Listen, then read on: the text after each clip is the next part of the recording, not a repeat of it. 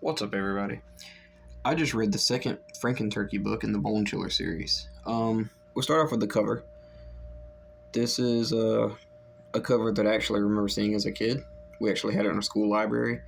The tagline is "He's back," and the back tagline is "And he'd love to have you for Thanksgiving dinner," which is absolutely great because I don't think there's enough Thanksgiving horror books out there, and this is a prime example of, well, never mind. This isn't a good example, but we'll get there. The story starts off with Annie and Kyle. They're hanging out, and Annie is sad because Gobbledygook from the first book got hit by a car, and she misses him. Her mom comes in and tells them to clean up their toy box because they're getting more toys. I think she says for Christmas, if I remember right. And so they go in, they start cleaning out this toy box, and they find the wishbone that they kept from last year's Frankenturkey, which is stupid. You don't keep food with your toys, but whatever. They find this wishbone that they ended up keeping, and her parents tell them they ought to make a wish, and they explain the rules of a wishbone. You know, the bigger side wins, they get their wish granted or whatever. And her and Kyle, they both make a wish. Kyle makes a wish for Jake to come by, and Annie wishes for Gobbledygook to come back. And immediately after the wish, Jake comes over and knocks on the door, and him and Kyle hang out or whatever. And Annie goes outside and sees there's a turkey in her pen, and it's Gobbledygook, or so she suspects. She sees that the turkey is like missing eyes, and feathers is missing, and his wing is like hanging off by a thread, and he just looks really, really like zombified and all. And she says she's going to take care of him and nurse him back to health and all this stuff. And Jake and Kyle, they see this turkey and they think it's Frankenturkey right off the bat. They're scared of him, whatever. So later on that night, she has a dream that she goes outside and gives the Gobbledygook the wishbone thing. And the wishbone goes inside of his chest and it glows, and he starts like getting healthier.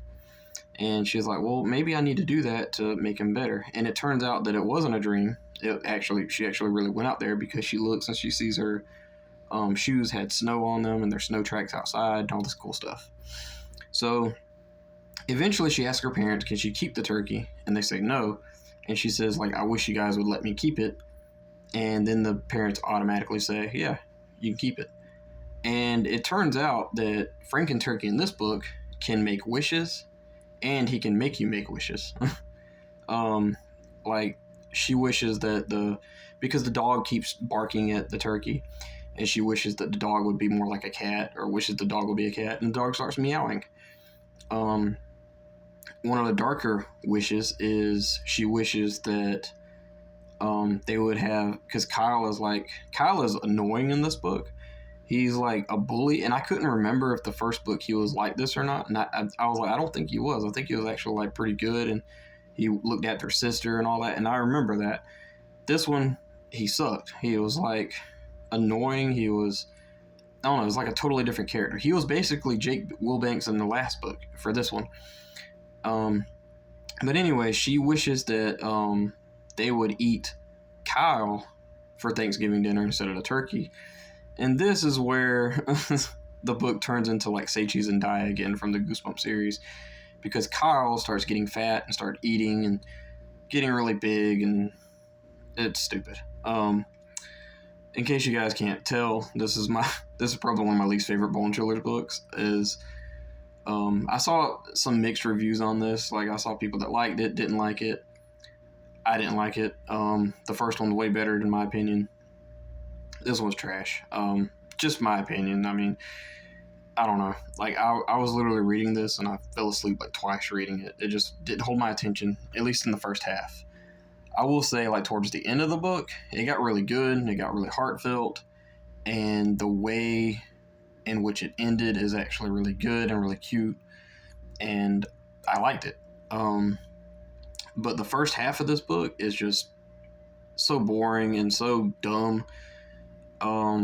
It's basically like, it's just a turkey that can grant wishes, but the turkey can mind control you into wishing for different things. There's a dog that meows.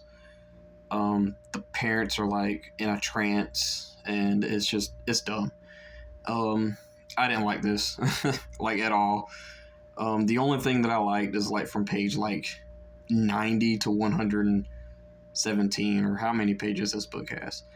The rest of the book is just boring to me. I mean, there's not much more else to say about this thing. I don't know what else other than, Jake is in this book, but he's like just this changed person.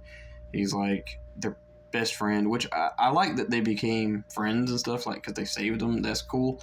But Kyle is a jerk in this book, and I honestly didn't know, like, in the first book if he was like that or not. And I was like, no, he's not. I was like, he can't be. He was like, I remember him being good. I remember him like trying to protect his sister and stuff, and that's true.